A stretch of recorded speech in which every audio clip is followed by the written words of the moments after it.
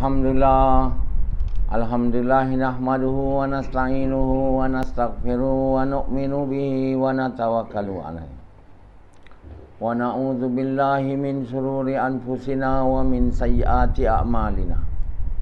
May yahdihillahu fala mudilla lahu wa may yudlilhu fala hadiya lahu. Asyhadu an la ilaha illallah wa asyhadu anna Muhammadan abduhu wa rasuluh. Sallallahu alaihi wasallam tabaraka wa salama tasliman kasira amma ba'd. Bismillahirrahmanirrahim. Aman ahsanu qawlan mimman da'a ila Allah wa amila salihah wa qala innani minal muslimin.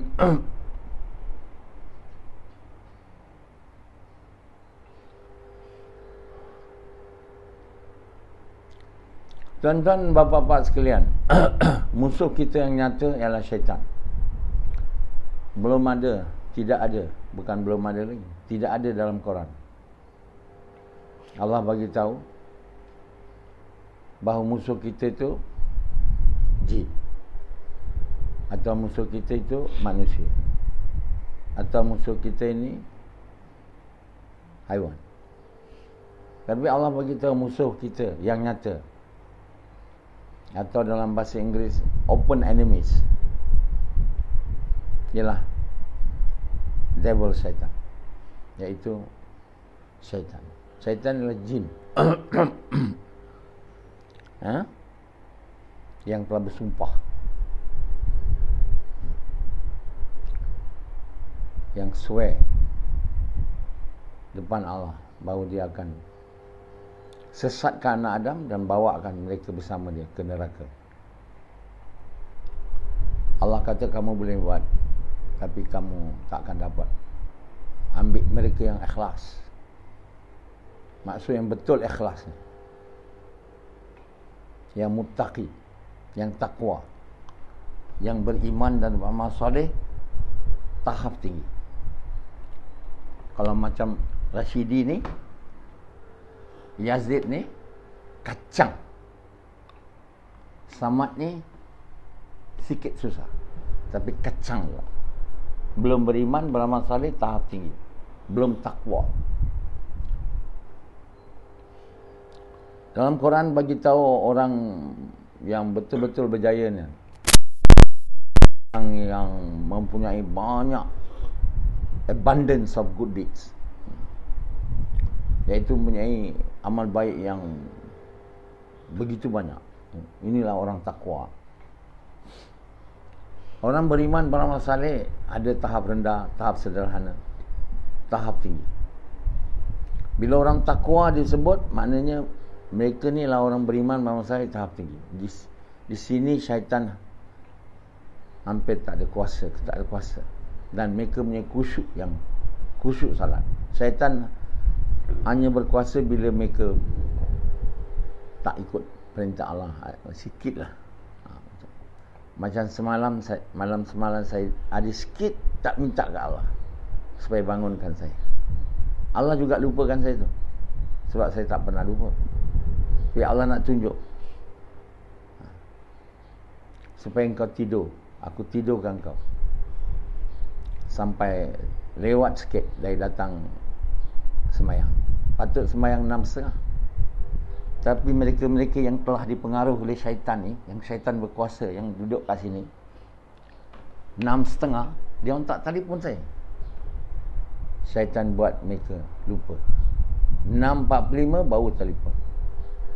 Saya dah bangun dah tu, saya dah mandi. Saya susah nak keluar kencing kalau macam dalam tekanan makanan masa lama, baru dia keluar, lepas tu dia keluar lagi. Jadi saya sampai kat sini, saya ada wuduk, tapi bila saya nak semayang, tak. Saya berhenti semayang, ambil wuduk, keluarkan lagi kencing. Lepas tu baru boleh semayang. Lepas semayang, nak kencing lagi, sebab kencing tu tak habis. Jadi syaitan sebenarnya berkuasai mereka. Walaupun Samad beriman, beramal saleh, tapi tahap rendah, belum jadi orang takwa. Khusyuk semayang tak ada.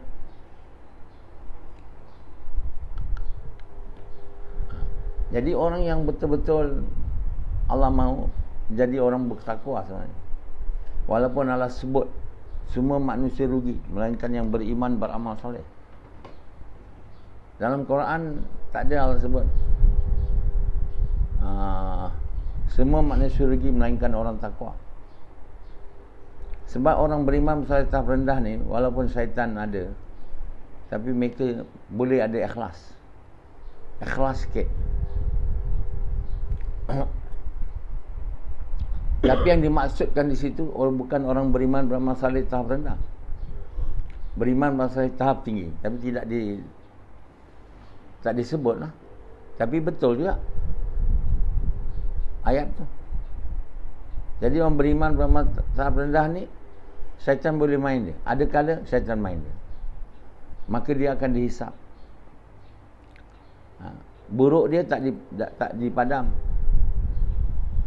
Mereka boleh jadi pihak kanan dan mereka boleh jadi pihak kiri. Kalau mereka pihak kiri, mereka akan masuk neraka. Tapi mereka boleh maksudnya jadi pihak kanan, lebih baik. Atau mereka jadi pihak kanan sikit saja.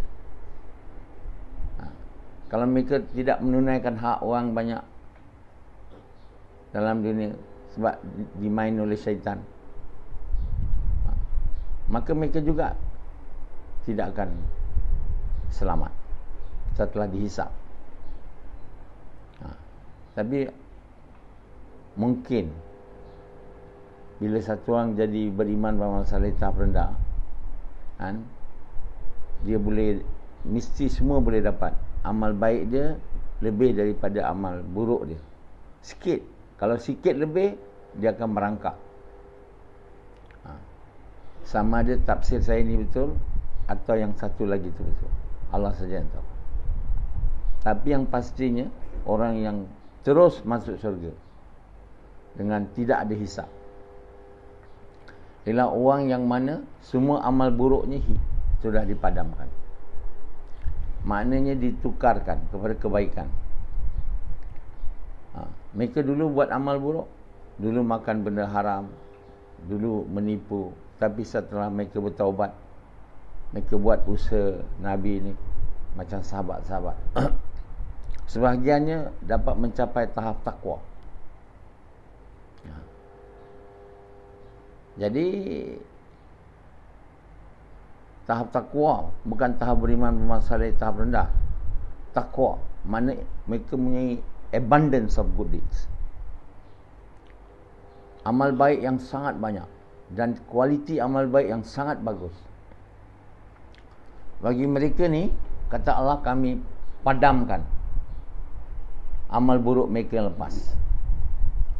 Jadi mereka tak ada catatan amal buruk. Jadi mereka tak jadi pihak kiri atau pihak kanan. Mereka jadi al-muqarrabin, orang yang terdahulu, muqarrabin. Jadi mereka ni lah ada memang peluang terus masuk syurga tanpa hisap. Jadi satu orang yang kata, mak saya dah mati, doakan dia supaya masuk syurga tanpa hisap. Saya tulis kat penuh, awak faham ke siapa boleh dapat masuk syurga tanpa hisap? Bukan orang di doa aja. Kalau doa aja okey lah. Orang yang dah berusaha sungguh-sungguh sehingga Allah bagi mereka dapat status beriman beramal saleh tahap tinggi, dan kemudian mungkin sebahagiannya dapat jadi kekasih Allah. Kasih Allah tahap rendah, tahap sederhana, tahap tinggi. Bukan semua kasih Allah sama juga. Jadi orang-orang yang tidak mengucap, ini paling malang di antara semua manusia.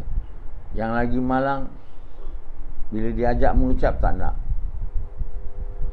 Bukan yang lagi malang, dah tak nak bunuh pula orang yang mengajak dia mengucap. Ni mereka telah jadi bukan orang, bukan Islam, jadi musuh Allah. Jadi mereka nak bunuh orang yang ajak dia masuk Islam. Dan orang yang munafik tu, mereka diajak masuk Islam, jangan masuk Islam, bukan untuk sukakan Allah, untuk tipu Allah, tipu Rasul, dan tipu orang beriman. Ini lagi Allah marah lagi. Jadi Allah kata mereka ni tak tahu ke yang aku ni tahu segalanya. Aku tahu hati kamu, aku tahu apa yang kamu simpan dan apa yang kamu cakap. Masih nak tipu aku lagi? Betul-betul bodoh. Betul-betul orang-orang munafik ni, orang yang apa, sangat-sangat bodoh. Bodoh betul. Dia nak menipu Allah yang tak boleh ditipu. Jadi oleh kerana itu, semua rancangan dia musuh Allah. Dan juga dia ni orang yang suka nak menipu, bukan, cuba nak menipu Allah, yang mana memang orang yang cuba nak menipu Allah ni memang orang tak masuk akal. Dia sangat bodoh. Jadi segala rancangan dia nak bunuh Nabi, nak keluarkan Nabi dan Madinah, berhari-hari, siang hari dia jumpa Nabi, kami beriman kepada kamu.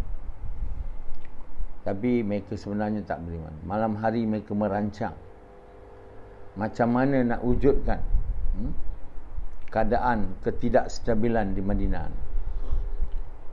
supaya keamanan huru-hara di Madinah tu dikaitkan dengan kehadiran Nabi di Madinah. Dan dengan itu orang-orang Madinah, itu orang Ansar, akan menganggap Nabi ni bukannya datangkan rahmat, datangkan bala. Jadi mereka akan keluarkan dia daripada Madinah. Jadi inilah plan mereka. Jadi cara untuk mewujudkan ketidakkestabilan itu, mereka hantar berita-berita palsu. Mereka buat berita palsu, macam dalam Facebook, orang buat berita palsu, orang viralkan dia. Macam itulah di Madinah, orang-orang munafik ni dia buat berita palsu, tak benar. Jadi diviralkan supaya datang ketidakstabilan. Orang semua takut. Misalnya ada musuh nak menyerang, semua kelang kabut. Jadi Allah bagi tahu dalam Quran, kalau apa-apa berita kamu terima dari mana-mana orang, jangan kamu sebarkan dia. Macam kat Facebook tu, jangan viralkan terus. Satu lelaki telah melahirkan anak, diviralkan, jadi berita benar. Yazid Taib, Yazid apa? Hamid. Yazid Hamid telah ditangkap berzina dengan seorang perempuan buta, di viral. Padahal tak ada. Itu contoh aja. Jadi apa-apa berita dekat Facebook ni, jangan diviralkan. Kalau kita viralkan, kita telah terperangkap dengan angkara munafik. Orang yang suka buat berita palsu ni munafik. Kenapa dia munafik? Sebab dia orang suka bohong. Allah saja dia tipu, apalagi orang. Dia memang suka berbohong. Jadi siapa yang sebarkan berita palsu, berita dari orang munafik ni, telah berbuat silap lah, di bawah kuasa syaitan. Jadi Allah bagi tahu, sebelum bila mana berita datang, kamu jumpa Nabi dulu, atau orang beriman yang bertanggungjawab tentang keamanan Madinah, sebelum kamu hantar. Perkara ni dah ada dah. Patutnya jadi pelajaran bagi kita sekarang, tapi tak ada orang yang bagi tahu bahawa ini pernah berlaku, viral ni. Walau di zaman Nabi dulu. Jadi orang tak dengar ceramah saya ni tak tahulah. Saya dapat ni dari Quran. Orang dia ada dalam Quran, tak ada siapa boleh faham, sebab tak ada siapa dah baca Quran tu dan faham dari ke kulit ke kulit. ada orang dekat dunia ni yang faham kitab kulit ke kulit. Tapi kitab kulit ke kulit ni, kitab ni semua tafsiran Quran. Kalau ya pun, ada kadang betul, kadang tidak. Jadi kita tak boleh ambil kadang kitab ni, kitab itu. Tapi hari ni inilah jadi pegangan. Ustaz ni mengajar kitab ni, yang tu mengajar kitab ini, itu mengajar kitab ini. Mana-mana kitab dia nak ambil kan, dengan anggapan semua kitab tu tafsir Quran dengan betul. Kalau tak betul, kitab tu tak mengajar yang betul. Jadi kita kena bukan tafsir kitab atau mengajar kitab, mengajar Quran sebenarnya. Tak ada dalam hadis ataupun dalam ni, yang paling baik di antara kamu yang baca kitab dan mengajar kitab. Tak ada. Tapi hari ini kebanggaan semua ustaz dan orang yang belajar agama.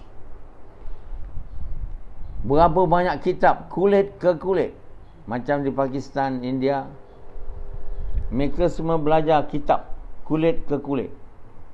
Macam-macam nama kitab. Dia bacalah kitab Imam Ghazali kulit ke kulit. Dalam tu hukum dakwah bukan Islam ni hanya seorang aja di kalangan orang Islam. Kalau buat dakwah,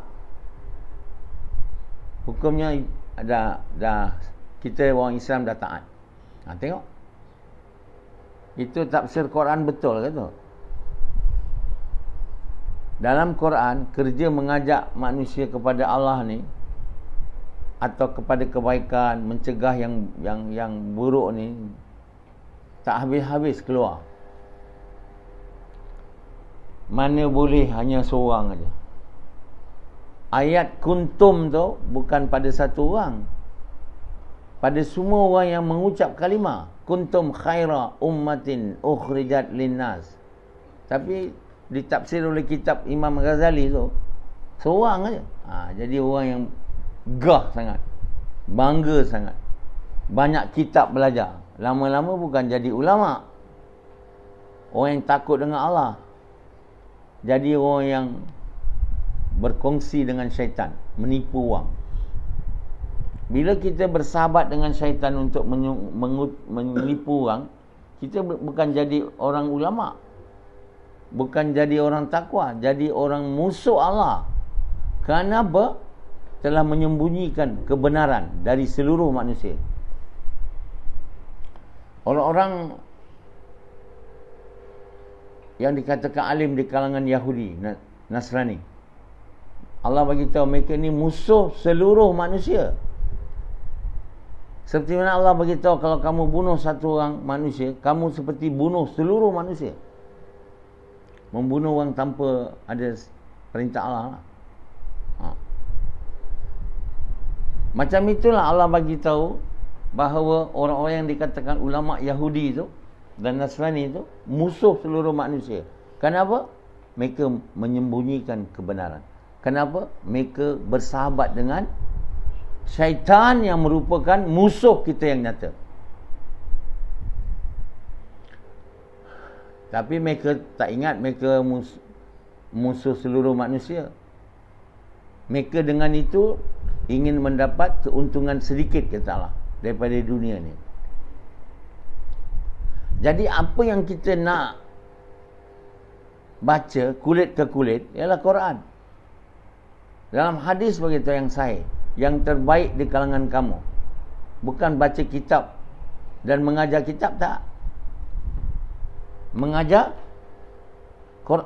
belajar Quran dan mengajar Quran. Buat apa kita nak ajar banyak kitab ni? Quran pun kita tak ajar. Kita hari ni Quran untuk baca.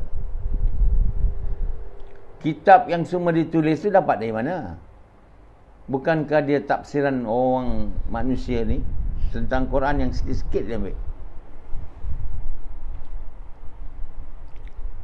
Itulah yang dia hadap. Sepanjang belajar madrasah, menghadap kitab. Belajar bahasa Arab, konon untuk faham Quran yang bahasa Arab. Mana nak faham kalau iman tak lemah? Belajar madrasah 7-8 tahun, iman tak ada atau iman sikit, tak faham Quran, kitab tu pun tak faham. Jadi madrasah yang tak ada mengajar murid-murid dia belajar iman ni, buat kerja Nabi ni, mengajak manusia kepada kebaikan, mencegah kemungkaran ni, madrasah yang buat orang belajar kitab je tapi musuh Allah,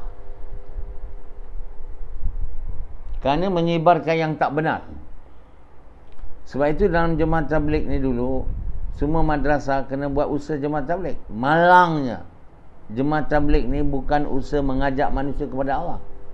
Malangnya usaha jemaah tabligh ni bukan usaha mengajak kepada kebaikan, mencegah kemungkaran.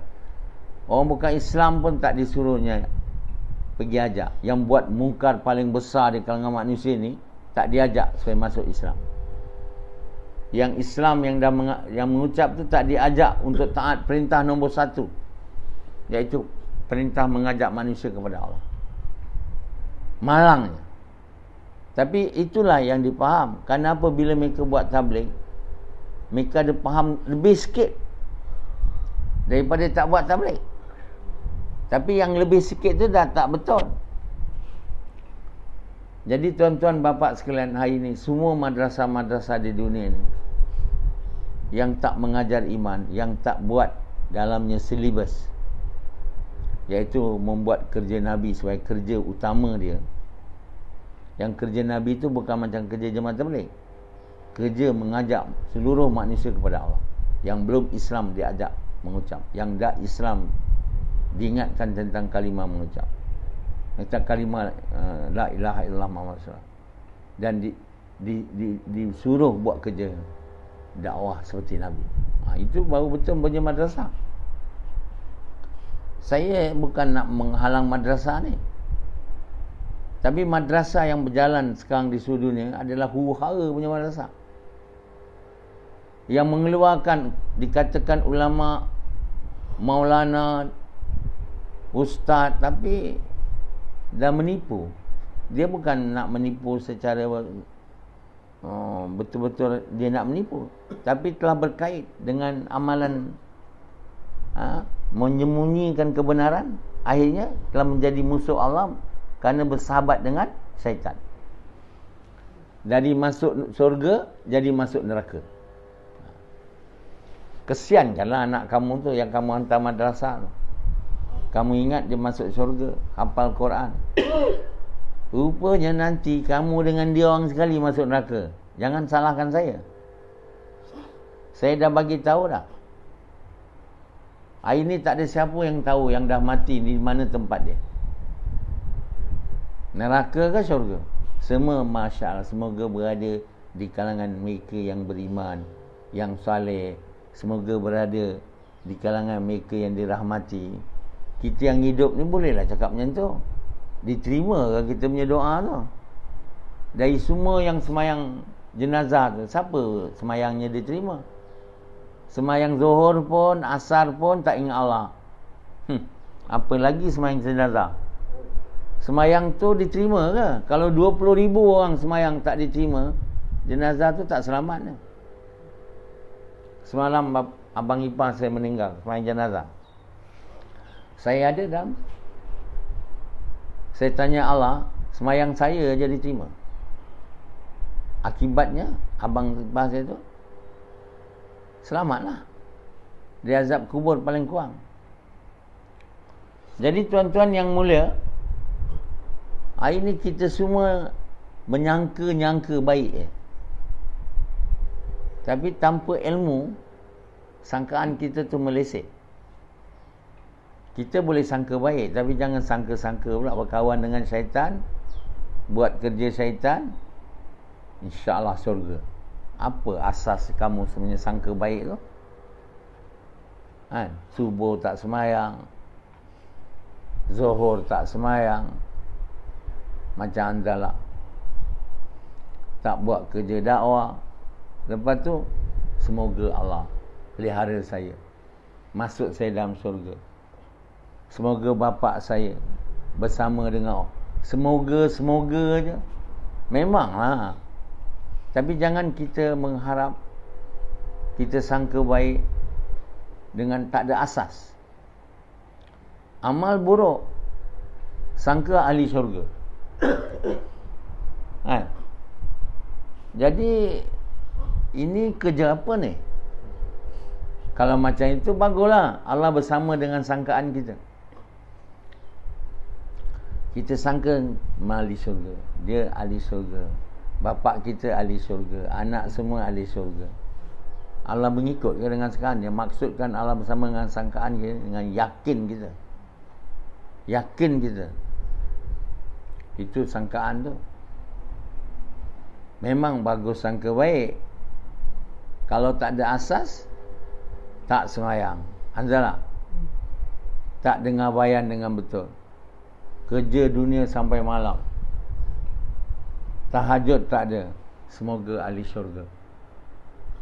Cubalah baca Quran dulu. Siapa dia ahli syurga tu? Hanzalah, Kang bila lepas bayan ni saya suruh tulis bayan, Hanzalah tu dapat tulis berapa? Lain.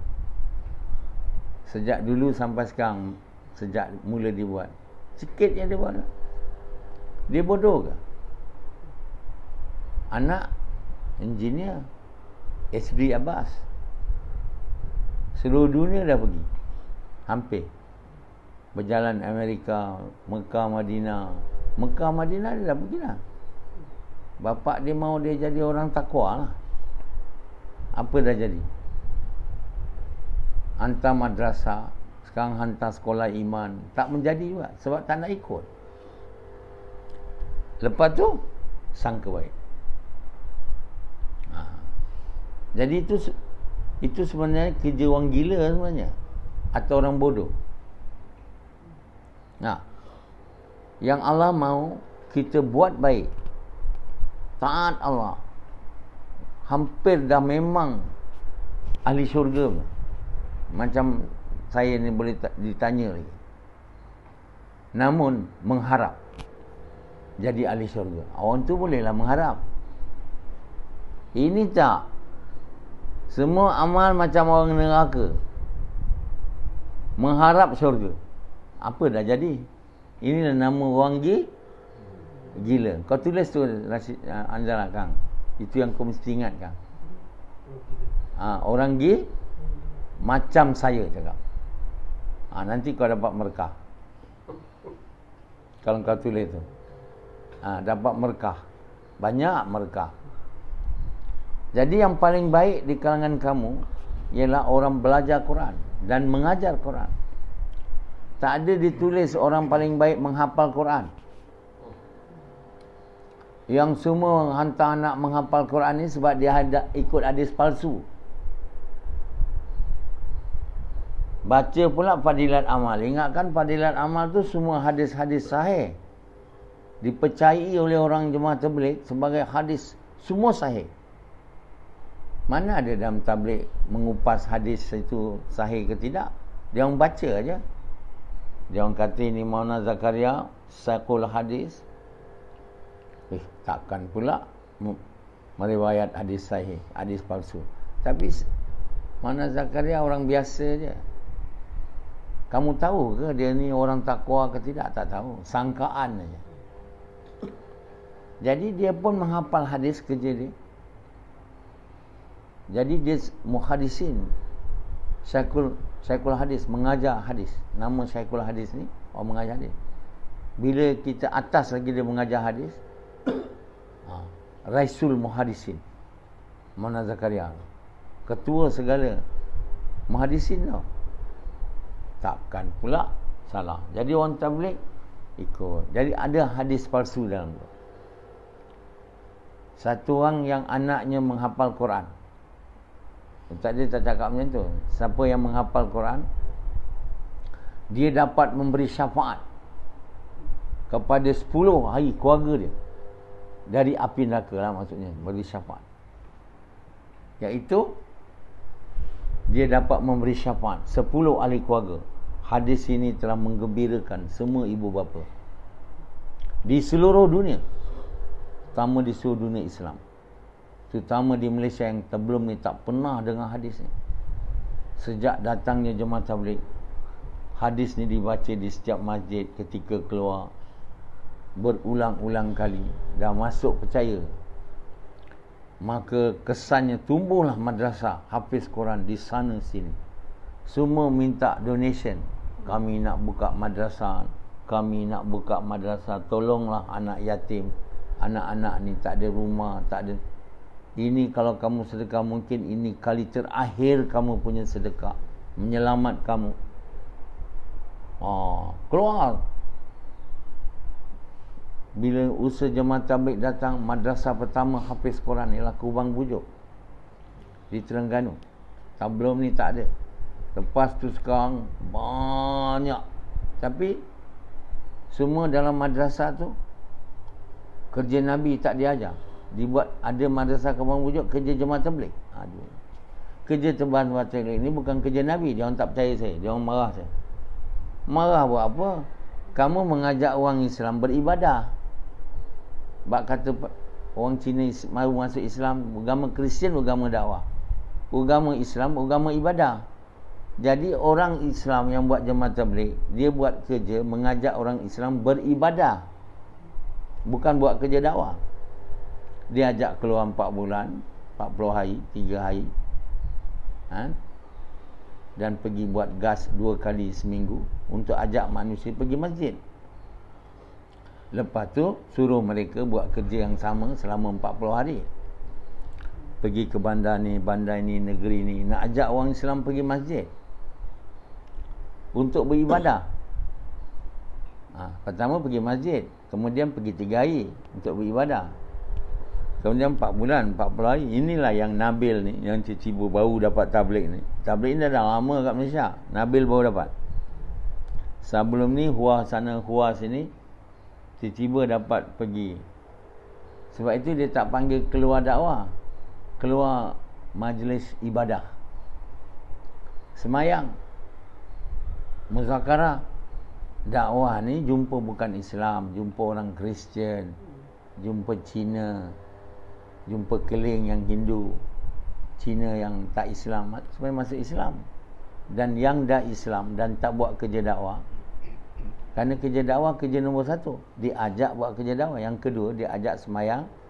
Yang lelaki berjemaah di masjid, perempuan di rumah. Ini barulah namanya dakwah. Yang belum Islam diajak mengucap kalimah, itu dakwah.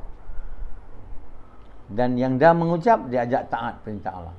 Bukan salah, bukan betul saya cakap. Pernah ada orang cakap sebelum ni? Tak ada. Jemaah Tabligh ajak orang keluar 40 hari, 2 bulan dakwah. Mari kita keluar dakwah. Semua tabligh ni dia tak faham makna dakwah. Ustaz Mak Said dia pergi dakwah, dia pergi keluar tabligh kat Indonesia, dia jumpa satu Pak Kiai. Dia cubalah nak cakapkan dia, Pak Kiai kata usaha kamu ni bukan dakwah. Diam aja. Mak Said cakap kata, Ustaz Mak Said, dakwah ni bukan Islam dia kata. Hari ni orang tabligh beria, gas sana, gas itu, dakwah. Keluar jalan Allah. Keluar jalan Allah, jalan ibadah. Keluar jalan Allah ni buat kerja dakwah, mengajak orang bukan Islam masuk Islam. Yang Islam ajak buat kerja dakwah dan semayang. Ini pun belum dipaham oleh orang di seluruh dunia, bahawa kerja dakwah ni mengajak orang bukan Islam masuk Islam. Kemudian bila dia masuk Islam, ajak dia buat kerja dakwah. Atau orang Islam yang dah mengucap, yang tak buat kerja dakwah, tak semayang, dia ajak buat kerja dakwah dan semayang. Kalau dia diajak semayang aja, dia tak diajak buat kerja dakwah, iman tak ada. Bila iman tak ada, semayang jadi apa? Jadi tak ada lah. Sebab itu Nabi kaitkan kerja mengajak manusia kepada Allah ni dengan iman. Apabila kamu lihat mungkar, cegah dia dengan tangan. Maknanya dengan tangan, dengan perbuatan. Ajak dia terus kepada amal. Tidak dengan percakapan. Tak dapat ajak dia pada amal. Tak dapat ajak dia pada mengucap dan terus buat gas dakwah. Tak dapat. Tapi paling kurang kau cegah dia dengan percakapan. Kalau itu tak boleh, kamu cegah dia dengan hati. Itu dengan kamu doa dia. Dan itulah selemah-lemah iman. Maknanya bila mencegah dengan hati, dengan doa, macam sekarang kita buat waktu Covid ni, kita paling top dapat jadi orang beriman beramal saleh tahap rendah. Kalau dibuat dengan betul-betul. Jadi kalau kita tak buat kerja tu, madrasah sana, madrasah sini, buka taufik sana, taufik situ, alim sana, alim situ, apa nak jadi? Kita takkan keluarkan ulama takwa, ulama kulit ke kulit, Quran tu dipaham, diamalkan. Kita dapat jadi tanpa kita sedar pembantu syaitan. Bila kita jadi pembantu syaitan, kita jadi musuh Allah dan musuh seluruh manusia. Fikir baik-baik apa saya cakap. Kamu boleh tak percaya, tapi kamu percaya bila dah mati, ialah percaya yang tak ada guna. Baik percaya sekarang. Jangan ikut sesiapa saja, tanpa fikir betul ke tidak ni. Nak tahu betul tidak, tengok Quran tu. Kerja mengajak bukan Islam masuk Islam ni ada ke dalam Quran tu? Apa? Tak adanya semua cerita Nabi-Nabi tu yang Allah cerita dalam Quran tu, ajak orang Islam tu keluar 3 hari ke? Semua ajak bukan Islam masuk Islam, macam Fir'aun, Namrud, diajak oleh Ibrahim, Nabi Namrud, Nabi Ibrahim ajak Namrud. Semua tu ajak apa? Ajak keluar 3 hari ke? Bukankah itu ajak orang bukan Islam ucap kalimah?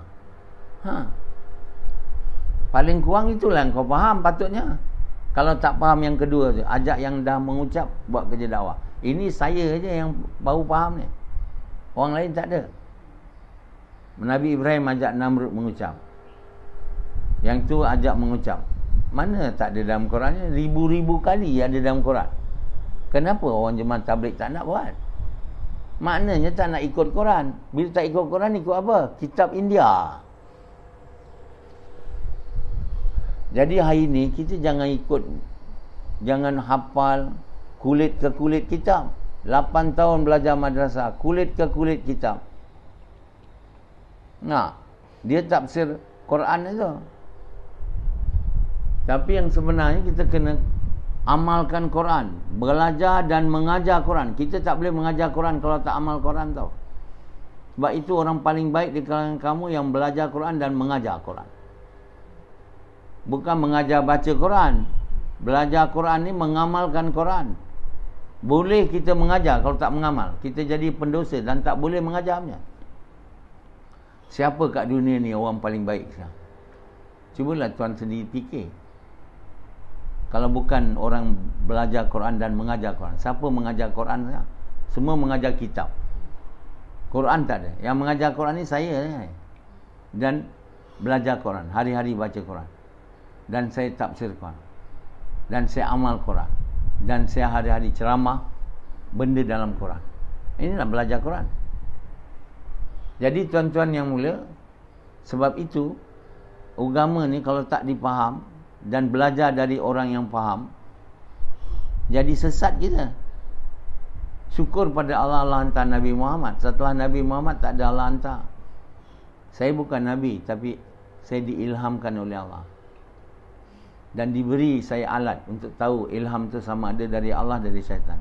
Supaya saya dapat pimpinan, mengajar kamu benda yang betul. Kalau kamu tak nak ikut, bukan salah saya. Allah bukan salah Allah. Allah dah hantar saya. Dan setelah buat, saya boleh tafsir Quran tu. Dan disuruh kamu beli dan baca dari Amazon.com. Kamu tak nak? Kamu betul-betul tak nak? Nasuha bukan ulama. Tak apa. Kalau macam itu, Nabi tak ikutlah. Dia pun bukan ulama ya. Dia pun bukan doktor mata. Saya ada juga doktor mata, tapi bukan ulama. Nabi pun sama je. Nabi Ibrahim pun sama je. Tak usah lah ikut. Ikutlah ulama je yang jadi kawan syaitan. Jadi kalau kamu nak betul-betul berjaya di sekarang, kamu tak ikut lain. Kau kena ikut saya. Baca Quran saya tu. Amalkan dia apa saya suruh dalam ceramah ni, bayan ni. Kalau kamu tak mau, pilihan kamu. Kalau kamu gagal di akhirat nanti, tak ada siapa kamu boleh salahkan. Kamu tak nak dengar kuliah ni, tak ada siapa boleh paksa kamu. Kamu kena dengar, bukan kamu je, semua orang. Kamu kena viralkan. Usaha supaya orang dengar bayan ni. Mudah-mudahan mereka boleh dengar, mereka nak taat. Kalau mereka tak nak taat, itu bukan Allah punya salah dan bukan salah saya. Salah kamu sendiri. Kamu silalah masuk neraka. Nanti jangan kamu menyesal selama-lamanya. Okey.